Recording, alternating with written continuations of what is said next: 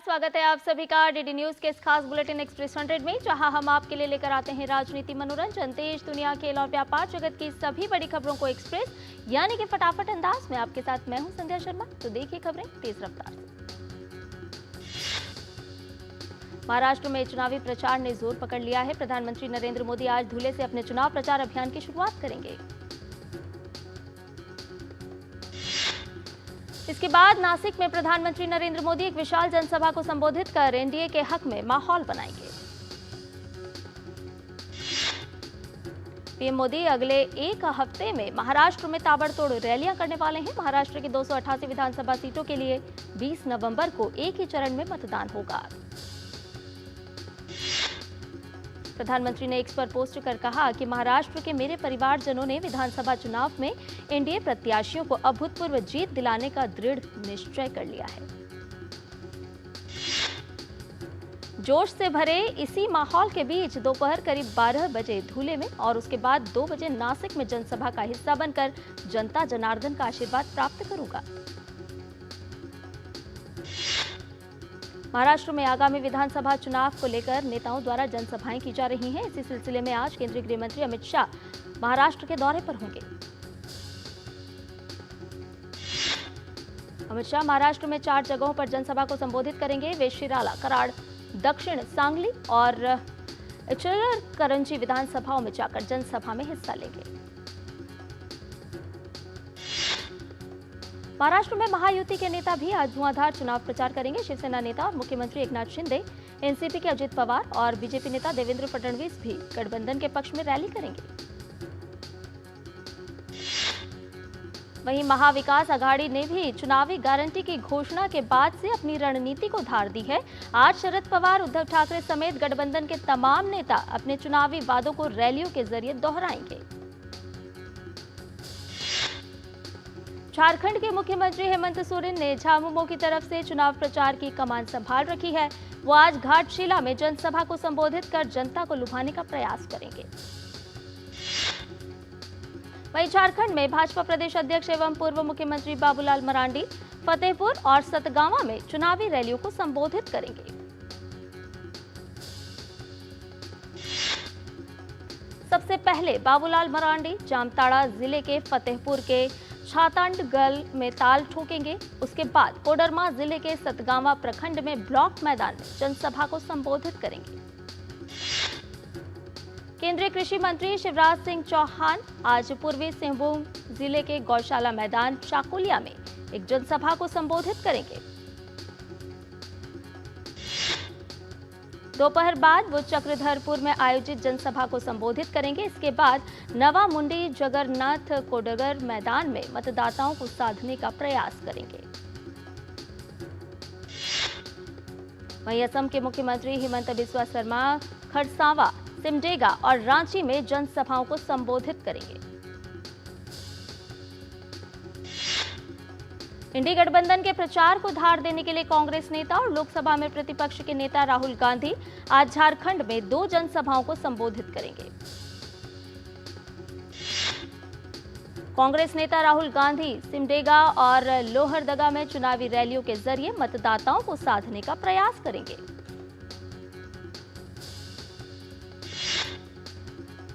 राजस्थान में विधानसभा के उपचुनाव में बीजेपी और कांग्रेस के नेता जोर शोर से जुटे हुए नजर आ रहे हैं। 13 नवंबर को इन चुनाव के लिए मतदान होने वाला है। प्रदेश में 7 सीटों पर हो रहे चुनाव में मुख्यमंत्री भजनलाल शर्मा, बीजेपी प्रदेश अध्यक्ष मदन राठौड़ समेत बीजेपी नेता इसमें कड़ी मेहनत से जुटे हुए तूफानी प्रचार भी कर रहे हैं। यूपी विधानसभा उपचुनाव के लिए भी चुनाव प्रचार ने रफ्तार पकड़ ली है। मुख्यमंत्री योगी आदित्यनाथ आज पश्चिमी यूपी से चुनाव अभियान की शुरुआत करेंगे। सीएम योगी आज गाजियाबाद, कुंदरकी और मीरापुर में जनसभाओं को संबोधित करने वाले हैं।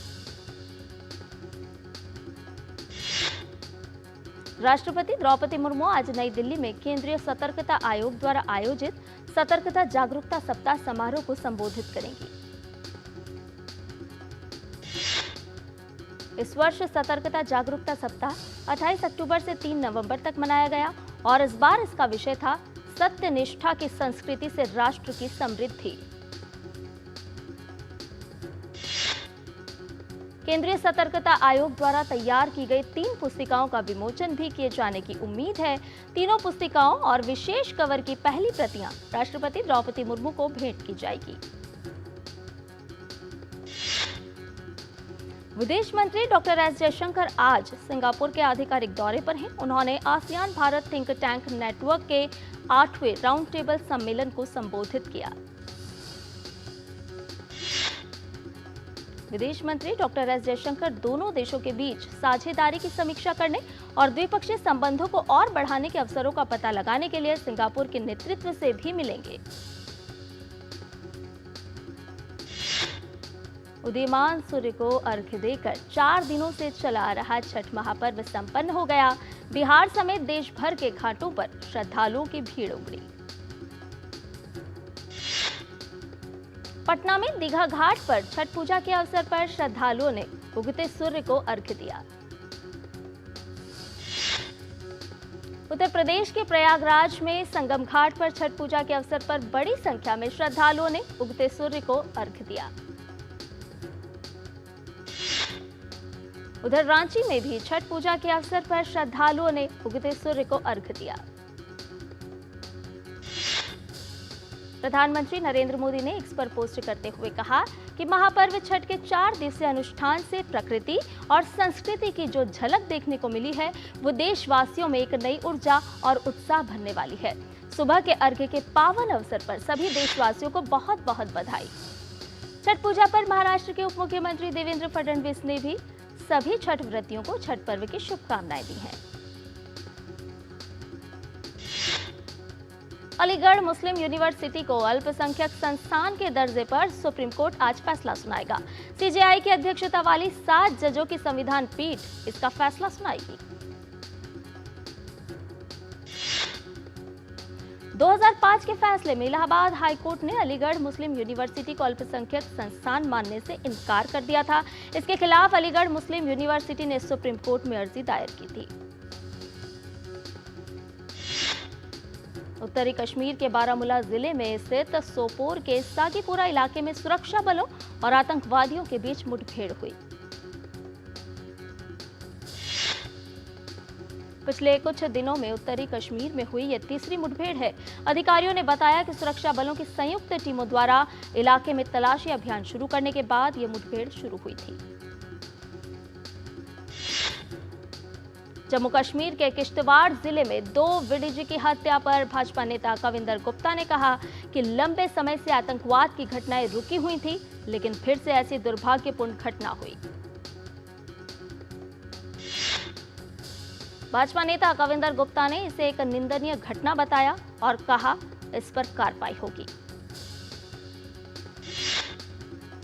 मुख्यमंत्री उमर अब्दुल्ला और नेशनल कॉन्फ्रेंस के अध्यक्ष फारूक अब्दुल्ला ने घटना की निंदा करते हुए कहा, जम्मू कश्मीर में लंबे समय तक शांति बनाए रखने में इस तरह की बर्बर हिंसा एक बड़ी बाधा बनी हुई है। त्रिपुरा के जिरानिया रेलवे स्टेशन पर 6 बांग्लादेशी नागरिकों को हिरासत में लिया गया है। ये अवैध रूप से भारत में प्रवेश कर रहे थे। हिरासत में लिए जाने के बाद उन्हें अगरतला जीआरपी स्टेशन ले जाया गया, जहां उनसे कड़ी पूछताछ की जा रही है। अधिकारियों को संदेह है कि इस मामले से और भी लोग जुड़े हो सकते हैं और जांच के आगे बढ़ने पर और भी गिरफ्तारियां होने की संभावना है। पंजाब के फिरोजपुर में पराली के खुले गोदाम में आग लग गई। दमकल की गाड़ियों की मदद से आग पर काबू पाया गया। दिल्ली एनसीआर की हवा में प्रदूषण का स्तर बेहद खराब बना हुआ है। कई इलाकों में वायु गुणवत्ता सूचकांक यानी कि AQI 400 के भी पार दर्ज किया गया है। रोजाना की तरह आज भी सुबह से कई इलाकों में धुंध की चादर दिखाई दी। रोहिणी AQI 339 और मुंडका में AQI 428 दर्ज किया गया है। आनंद विहार में AQI 415 दर्ज किया गया है।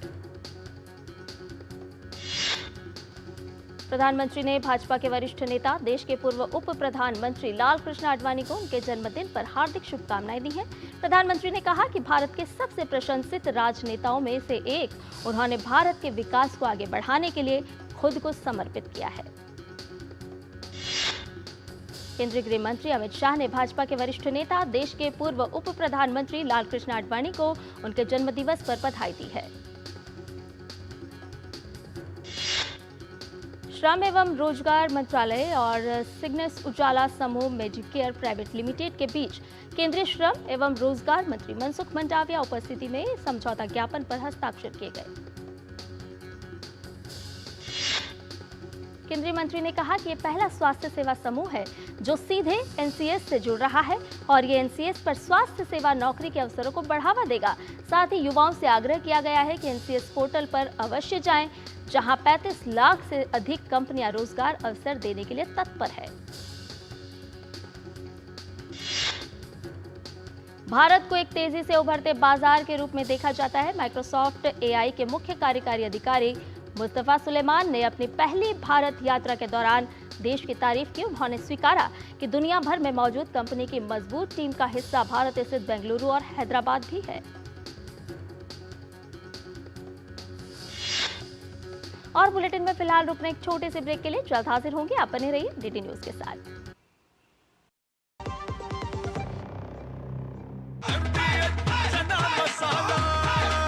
अब छोलिया हो या लोबिया, सफेद चने या काले चने, सब कुछ मजेदार बने।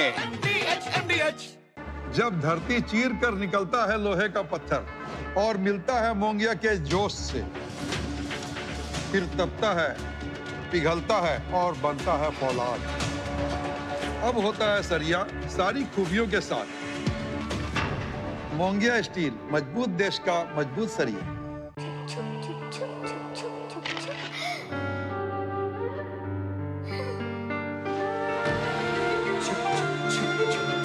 आ जाओ। Yes papa. जिंदगी किसी के लिए नहीं रुकती, हम भी आपको कहां रुकने देंगे।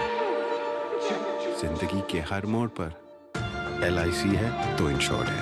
LIC, हर पल आपके साथ। और ब्रेक के बाद एक्सप्रेस 100 में आपका एक बार फिर से स्वागत है। आइए बाकी की खबरों को जानते हैं फटाफट अंदाज में। शहरी तथा ग्रामीण बाजारों में उपभोक्ता मांग में क्रमिक सुधार देखा गया और भारत के अधिकतर क्षेत्रों में ग्रामीण क्षेत्र मात्रा वृद्धि के मामले में शहरी क्षेत्रों से आगे निकल रहे हैं।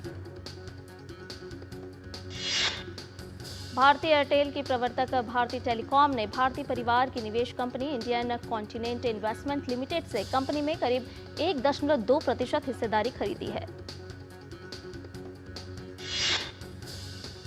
ऑटो सेक्टर की प्रमुख कंपनी महिंद्रा एंड महिंद्रा का जुलाई-सितंबर तिमाही में शुद्ध लाभ में 13% की वृद्धि के साथ 3,841 करोड़ रुपए की वृद्धि दर्ज की गई। टाटा ग्रुप की रिटेल कंपनी ट्रेंट लिमिटेड ने दूसरी तिमाही का मुनाफा 47% और रेवेन्यू 39% उछाल आया है। टाटा पावर ने ऐलान किया कि कंपनी ने नोएडा इंटरनेशनल एयरपोर्ट के साथ एग्रीमेंट साइन किया है। इसके तहत कंपनी सोलर और विंड एनर्जी की आपूर्ति के लिए 550 करोड़ रुपए का निवेश करेगी। Tata power trading company limited इस साझेदारी में सबसे आगे होगी। संपूर्ण रिन्यूएबल एनर्जी पोर्टफोलियो इंटरफेस का प्रबंधन करेगी और ये सुनिश्चित करेगी कि NIA की स्वच्छ ऊर्जा जरूरतों को एक व्यापक पावर खरीद समझौते के माध्यम से पूरा किया जाए। यमुना प्राधिकरण के मुताबिक फॉर्च्यून इंडिया 500 में शामिल मिंडा कॉरपोरेशन को यमुना एक्सप्रेसवे औद्योगिक विकास प्राधिकरण क्षेत्र में करीब 22 एकड़ औद्योगिक भूमि आवंटित की गई है। इस आवंटन से यमुना प्राधिकरण को 644.16 करोड़ रुपए का निवेश मिलेगा और साथ ही 2275 व्यक्तियों को सीधे तौर पर रोजगार मिलेगा। घरेलू हवाई यात्रियों की संख्या अक्टूबर में 6.3% बढ़कर 138.5 लाख हो गई, जो पिछले महीने 130.3 लाख थी। टाटा कंसल्टेंसी सर्विसेज ने एयर फ्रांस KLM के साथ मल्टी ईयर डील साइन की है। इसके तहत टाटा ग्रुप की IT company air France KLM को एक डेटा आधारित एयरलाइन बनने में मदद करेगी। त्योहारी सीजन में बड़ी छूट और उच्च ग्रामीण आय के कारण भारत के ऑटो सेक्टर की खुदरा बिक्री में तेजी दर्ज हुई है। भारत में कारों, दोपहिया और वाणिज्यिक वाहनों की कुल खुदरा बिक्री अक्टूबर में 32% बढ़कर 28.33 लाख यूनिट हो गई। प्रवर्तन निदेशालय ने देश में कई जगहों पर ई-कॉमर्स कंपनी फ्लिपकार्ट और अमेजन से जुड़े कई विक्रेताओं पर मनी लॉन्ड्रिंग से जुड़ी गतिविधियों को लेकर छापेमारी की। एडटेक कंपनी फिजिक्सवाला का घाटा वित्त वर्ष 2023-24 में 346% बढ़कर 375 करोड़ रुपए हो गया। वित्त वर्ष 2022-23 में उसे 84 करोड़ रुपए का नुकसान हुआ था। जर्मन ऋणदाता डॉयचे बैंक ने भारत में अपने परिचालन को मजबूत करने के लिए 5,113 करोड़ रुपए की अतिरिक्त पूंजी निवेश करने की घोषणा की है। भारत का स्मार्टफोन बाजार चालू कैलेंडर वर्ष की तीसरी तिमाही में मात्रा के लिहाज से दुनिया भर में दूसरा और मूल्य के हिसाब से तीसरा सबसे बड़ा बाजार बनकर उभरा है। 20 नवंबर से गोवा में भारतीय अंतर्राष्ट्रीय फिल्म महोत्सव यानी इफी शुरू हो रहा है। फिल्म बाजार के 18वें संस्करण के लिए 6 फिक्शन फिल्मों की घोषणा की गई है, जिसने इस साल इफी में वर्क इन प्रोग्रेस लैब के लिए आधिकारिक चयन में अपनी जगह बनाई है। रूस के राष्ट्रपति व्लादिमीर पुतिन ने डोनाल्ड ट्रंप को अमेरिका के 47वें राष्ट्रपति चुने जाने पर बधाई दी। जीत की बधाई देते हुए पुतिन ने कहा कि वे यूक्रेन संकट के उचित समाधान के लिए ट्रंप से बातचीत करने के लिए तैयार हैं। चुनाव अभियान के दौरान डोनाल्ड ट्रंप ने एक इंटरव्यू में कहा था कि अगर वे राष्ट्रपति होते तो रूस यूक्रेन जंग शुरू नहीं होने देते और फिर से राष्ट्रपति बनने पर वे 24 घंटे के अंदर इस जंग का समाधान कर देंगे। पुतिन ने कहा कि वो इस बात से प्रभावित हैं कि आखिर किस तरह ट्रंप ने अपनी हत्या के प्रयास के दौरान खुद को संभाला और उपराष्ट्रपति कमला हैरिस को प्रभावी शिकस्त दी। पुतिन ने ट्रंप को बहादुर शख्स करार दिया। दक्षिण पश्चिमी राज्य न्यू मैक्सिको के कुछ हिस्सों के लिए नवंबर में बर्फबारी तूफान की चेतावनी जारी की गई है, जहां कई फीट बर्फ गिरने की उम्मीद है। न्यू मैक्सिको राज्य पुलिस ने कई सड़कों को बंद कर दिया है। गर्भपात समर्थक समूह ने मैक्सिको की राजधानी में गर्भपात को पूरी तरह से गैर अपराधी बनाने की स्थानीय जनप्रतिनिधियों के पहल का समर्थन करने के लिए मैक्सिको सिटी के कांग्रेस के बाहर रैली निकाली। इस प्रस्ताव की आलोचना करते हुए इसे महिलाओं के स्वास्थ्य के लिए संभावित खतरा बताया। व्हाइट हाउस की प्रवक्ता कैरन जेन-पियरे ने यूक्रेन को लेकर कहा कि जो बाइडेन के पद छोड़ने से पहले अमेरिका यूक्रेन की सहायता जारी रखेगा। उन्होंने कहा कि हम यूक्रेन को सहायता बढ़ाने जा रहे हैं। व्हाइट हाउस की प्रवक्ता कैरन जेन-पियरे ने बताया कि जो बाइडेन जनवरी में पद छोड़ने से पहले गाजा में युद्ध को समाप्त करने और बंधकों की रिहाई सुनिश्चित करने के लिए प्रयासों को जारी रखेंगे। पश्चिमी क्यूबा में तूफान राफेल के कारण घर नष्ट हो गए हैं, बिजली की लाइन गिर गई और पेड़ भी उखड़ गए। कैलिफोर्निया में भीषण आग लग गई, जिस पर काबू पाने के लिए हेलीकॉप्टर तैनात किए गए। आग में कम से कम 2 लोग घायल हुए हैं और कई इमारतें क्षतिग्रस्त या नष्ट हो गई हैं। कैलिफोर्निया के गवर्नर गेविन न्यूसॉम ने कहा कि माउंटेन फायर के कारण 10,000 से अधिक लोगों को निकालने के आदेश दिए गए हैं और 3,500 इमारतें खतरे में हैं। भारत और दक्षिण अफ्रीका के बीच T20 सीरीज की शुरुआत आज से। 4 मैच की सीरीज का पहला मैच आज डरबन में खेला जाएगा। दक्षिण अफ्रीका के खिलाफ T20 सीरीज में सूर्यकुमार यादव भारत की कप्तानी करेंगे। श्रेयस अय्यर ने रणजी ट्रॉफी में मुंबई के लिए शानदार पारी को किया पेश। 233 रन की पारी खेली। टेस्ट टीम में वापसी के लिए दावा किया पेश। वेस्टइंडीज के गेंदबाज अल्जारी जोसेफ पर वेस्टइंडीज क्रिकेट बोर्ड ने 2 मैच का बैन लगा दिया है।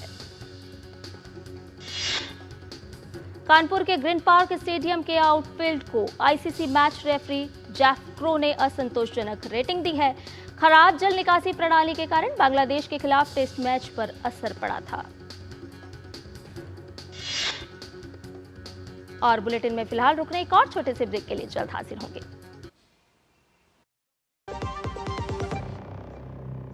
बढ़िया है। प्राकृतिक हल्दी, मिर्ची, धनिया। नहीं, मिर्ची, धनिया, हल्दी, MDH। मसाले सच MDH MDH। मेरी पसंद। मेरी पसंद। मेरी पसंद। मेरी पसंद। हमारी पसंद। हम सबकी पसंद।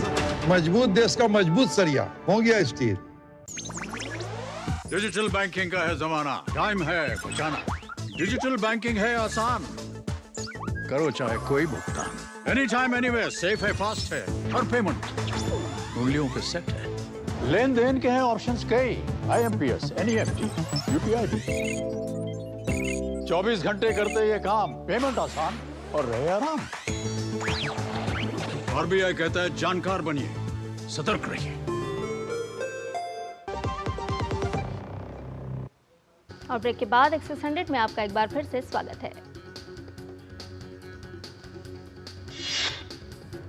भारतीय क्रिकेट टीम के पूर्व कप्तान कपिल देव ने रोहित शर्मा और विराट कोहली को सलाह दी है कि उन्हें न्यूजीलैंड सीरीज को भूलकर बॉर्डर गावस्कर ट्रॉफी के लिए नई सीरीज से तैयारी करनी चाहिए। अफगानिस्तान और बांग्लादेश के बीच 3 मैच की वनडे सीरीज का दूसरा मुकाबला शनिवार को। अफगानिस्तान की नजर मुकाबले को जीत सीरीज पर कब्जा जमाने की। कोरिया ओपन बैडमिंटन टूर्नामेंट में भारत के किरण जॉर्ज आज क्वार्टर फाइनल में पेश करेंगे चुनौती। किरण के सामने जापान के ताकुमा ओबायाशी। इंग्लिश क्लब चेल्सी ने यूरोपा कॉन्फ्रेंस लीग में अपनी अब तक की सबसे बड़ी जीत दर्ज की है। चेल्सी की टीम ने आर्मेनिया के क्लब FC नोह को 8-0 से हरा दिया। यूरोपा लीग में मैनचेस्टर यूनाइटेड ने गुरुवार देर रात हुए मुकाबले में ग्रीक क्लब पाओक को 2-0 से हरा दिया। पेरू फुटबॉल फेडरेशन के प्रेसिडेंट अगस्टिन लोजेनो को भ्रष्टाचार और मनी लॉन्ड्रिंग के केस में गिरफ्तार कर लिया गया है।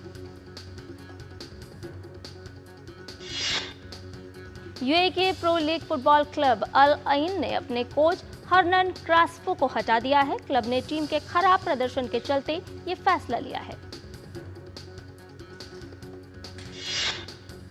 चेक गणराज्य की बारबोरा क्रेस्सिकोवा ने WTA फाइनल्स के सेमीफाइनल में जगह बना ली है।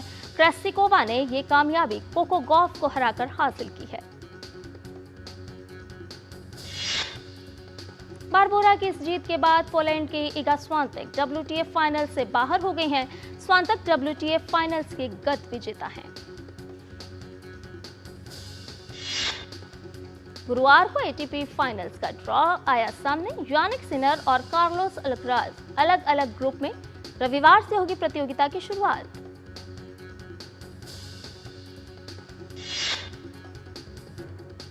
कमल हासन के 70वें जन्मदिन के मौके पर उनकी 234वीं फिल्म ठग लाइफ का टीजर रिलीज किया गया है।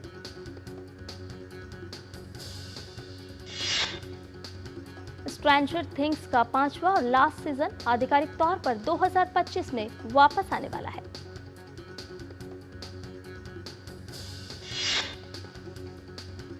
करण जौहर ने आज अपनी एक और फिल्म चांद मेरा दिल का ऐलान किया है। फिल्म में अनन्या पांडे और लक्ष्य आएंगे नजर।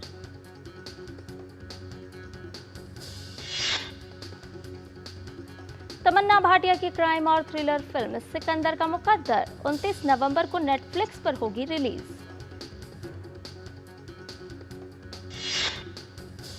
अनुष्का शेट्टी अपनी अगली फिल्म घाटी में नजर आने वाली हैं। मेकर्स ने उनकी फिल्म का पहला लुक साझा किया है। Kareena Kapoor starrer the Buckingham murders Netflix पर आज प्रीमियर होगी।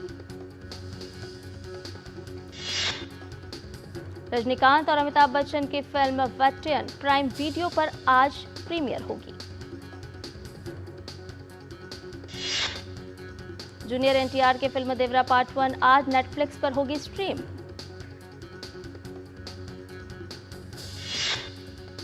रेड 2 राजकुमार गुप्ता द्वारा निर्देशित आगामी थ्रिलर फिल्म है। फिल्म में अजय देवगन के अलावा इलियाना डिक्रूज, रितेश देशमुख मुख्य भूमिका में नजर आएंगे। अनुपम खेर की फिल्म विजय 69 नेटफ्लिक्स पर आज होगी रिलीज।